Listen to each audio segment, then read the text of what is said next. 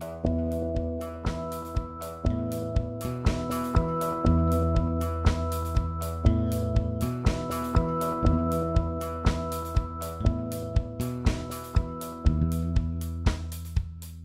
again and welcome to another Contacts with Conway.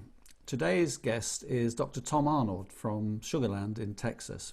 Tom has practiced there since he opened his first practice in 1992 and has specialized in the fitting of scleral contact lenses for the past 10 years. He co-chairs the International Congress of Scleral Contacts, the ICSC, which was the first meeting of its type internationally devoted solely to the fitting of scleral contact lenses. I began our conversation by asking Tom what first sparked his interest in fitting scleral contacts. If you would prefer to watch this video with subtitles, please click on the cog in the bottom right-hand corner of your screen and select your preferred language. Well, I was kind of pushed into it, actually. I've been in practice 36 years. I've had my own private practice now for 28. And always focused on contacts. I enjoyed contacts and always made a big part of my practice. I'm doing conventional lenses like we all did. I mean, I was trained in the days of PMMAs and gas permeables, so I was very familiar with corneal lenses, and of course, soft lenses, became popular. But in any case, I was going along to 3-doctor practice, quite busy, and like most big practices, I saw keratoconus patients and fit them with the conventional cone-type lenses, sometimes hybrids. I knew about scleral lenses. I became aware of scleral designs somewhere about 2005, 2008. But I just, I was busy practice and that seemed quite specialized. And so I wasn't keen on it. However, I have a very close relationship with corneal specialists. We graduated at the same time and he's been my main cornea guy and he's sent me a lot of patients. And what happened was I had, a pretty severe cone that I thought was time for a graft. And so I sent him to my cornea doc, and cornea doc sends him back and said, no, fit him in a scleral. And I knew what a scleral was, but I thought, well, I don't have time. I said, I don't have time for this, and I'm not set up for it. And so his suggestion was send it to the University of Houston, to actually one of my professors. And so I did. I said, that's fine, go to U of H. And then this happened the second time where I sent a patient, sent him back. And so when I had my third keratoconus, and I had a few like most people, and of course we have a lot of post RK ectasias because RK was very popular. There's a lot of ophthalmologists in the Houston area. We have a very big medical community, and so we had these ectasias. So I thought, on the third one, I thought, well, I'll just have to man up and learn this. And so I took it upon myself to become educated. I went to a seminar, a full-day seminar where there was a wet lab, and I bought a kit, and the next cone that came in, I thought, well, let me try it. And I was very lucky, not knowing really anything. I just kind of followed the fitting guide and stuck a lens on. And this was a patient who had worn RGPs for keratoconus.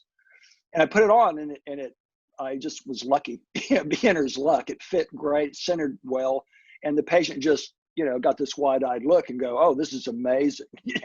This is really comfortable. And so I thought, well, dang, I'm onto something. So I have made it a focus. And over the last 7 years, I've pretty much focused on scleral lenses and been very excited to do so. So you've really followed the curve as they developed in interest, particularly in the United States. I mean, the development path in the United States has been much steeper than it has elsewhere in the world. Where do you see practice going now? Well, as you know, Martin, there's been a big interest in the last few years on scleral profilometry, and been a number of very good studies now that have taught us a lot about scleral architecture, if you will. And we all remember our ocular anatomy and the spiral of Talot and the distance of the extraocular muscles, from the limbus. But when you start fitting sclerals and, start struggling with centering the lenses, it really becomes evident, how toric and asymmetric. And of course, there's some studies that indicate, as many as 2/3 of our patients have a highly irregular sclera that we're trying to fit. Yeah, so we spoke to Greg Denea earlier, and obviously, and Matt Caroline also Yeah. were, part of this study Yeah. that's come up with this. And I reference them a lot. That the study that Greg and Sanders and Jason Jedlicka and some other people did yeah. in 2017 was landmark, and that's where I got that 2/3 number exactly. Greg Denier, pioneer. I know I was at the GSLS as you were earlier this year, and there was a lot of talk about the use of diagnostic sets. Now, here in the UK, we went through a phase, I think it was the 90s, it seems an age ago, where we had mad cow disease, Yeah, right. CJD, and we weren't allowed to use fitting sets. Now, that more or less killed off the GP business in the UK for many, many practitioners who had grown up with using a fitting set. Yeah. And you're telling, I've heard now that similar moves are occurring for different reasons within the United States. Perhaps you'd like to explain to the rest of us, what is Yes. going on there. Exactly. Yeah. Well, continuing on the theme of being able to map the sclera with some new instrumentation, the movement, and I think this has been coming. You referenced GSLS. The American Optometric Association released some guidelines on disinfection. There's an article that'll be published next month in it's the Optometry and Vision Science by Melissa Barnett, and it's guidelines for handling and disinfecting multi-use diagnostic lenses in the US, and they're quite onerous, quite frankly, in terms of what we really need to do. And this was in January before COVID. And I think what COVID's going to do is, I think this is our equivalent of mad cow disease. Mm-hmm. And that, patients going to be reluctant to, where's this lens been? Who was it on? They're going to be, and as we ramp up in America, and I'm sure as you will in the UK, we're going to slowly increase the number of patient visits. We're going to spread them out in time. So we're not going to see as many people, and time is going to be even more of a premium. So I think where this is heading is empirical fitting, where if we can take a patient, take a scan of them, maybe take an auto refraction and say, right, you're good. I'm going to order you a lens just for you, a virgin lens, so to speak. And then you'll come back and you get that lens. There's ways that you can, come up with a prescription, through your spectacle refraction in case. Of course, we do this with corneal lenses all the time. And then some manufacturers are even going the extra mile of saying, okay, we'll make you the first lens based on your measurements, and it'll be a plano lens. And then you'll get that lens. We know it'll fit. You may have some minor tweaks, but maybe not.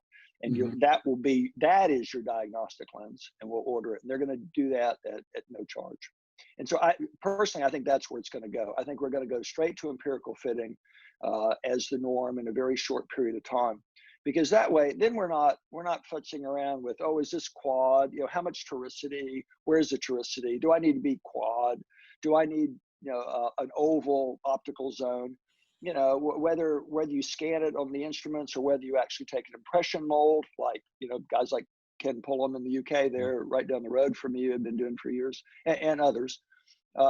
You don't worry about all that, because that lens is going to fit, because it's going to mirror all the lumps and bumps and irregularities that are present. So empirical fitting, that's my do you think, but that obviously can't be done without the use of these new instruments, these profilometers that you mentioned. As I spoke to Greg Denier last week, and he was describing one of them, the SMAP, that he's closely involved with. Are you familiar with that? What are you actually using in your practice?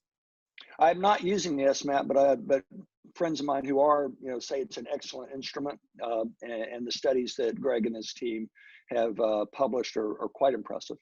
What are you using? What do I use? I use a Pentacam. I'm a fan of Oculus and Pentacam, and their scleral mapping software is called Corneal Scleral Profiler, CSP. I also have an Eaglet from the Netherlands, the Eaglet Scleral Profiler, ESP. I use them both. They're different. They have different attributes. For the average practitioner, I don't think you have to have both. I'm fortunate that I'm able to have both. And so they're different. And it's interesting to contrast and compare, the two instruments. But with either instrument, whichever one you use, they will point you to your first diagnostic lens. If you still want to use a diagnostic lens, they will suggest the parameters of that. Or as I said, I think many manufacturers are willing to use that software to design the first lens empirically and send you that trial. So the software is linked directly to the manufacturer, and so you still have a choice of lens manufacturers to use. You're not linked to just one particular manufacturer. That is correct. The Eaglet and the Oculus, you can work with whomever you would like. I think practitioners in Europe will be familiar with the name Oculus, obviously, and the Eaglet Eye has been present in and around Europe for several years now. So I think they'll be familiar with the technology that they're using. Do you think the labs they find this favourable? Do you think that it cuts down on their remakes, the fact that you have so much information up front? I would hope so. We're still at the start of this, and with this COVID, we haven't had any. We haven't had any activity. However, I was starting this even before COVID, and I think they're going to be quite excited. I've done a couple of these empirical lenses off both instruments that I mentioned, the Oculus and the Eaglet, and they're spot on. I mean, they are much better than a lot of diagnostic lenses. And the issue is Christine Sent, who I know from iPrint Pro. She told me is when I first started doing iPrint Pro, which is the impression mold process, a few years ago, they approached me and I said, well, I like Sclerals and I do Sclerals, but I don't think I don't see that dramatic a case. And she says, well, the more you do this, the more you will, and that's absolutely true. So as you get more and more complicated cases, and if you're trying to fit them diagnostically, to be quite honest, you take your measurements and you put on a lens and it's not right. You put on another lens, it's not right. And you said, well, I better try another brand. By the time you get on your third diagnostic lens, two things happen. The patient gets very fatigued, and then you start looking like, you really, are struggling. Does this person know what they're doing?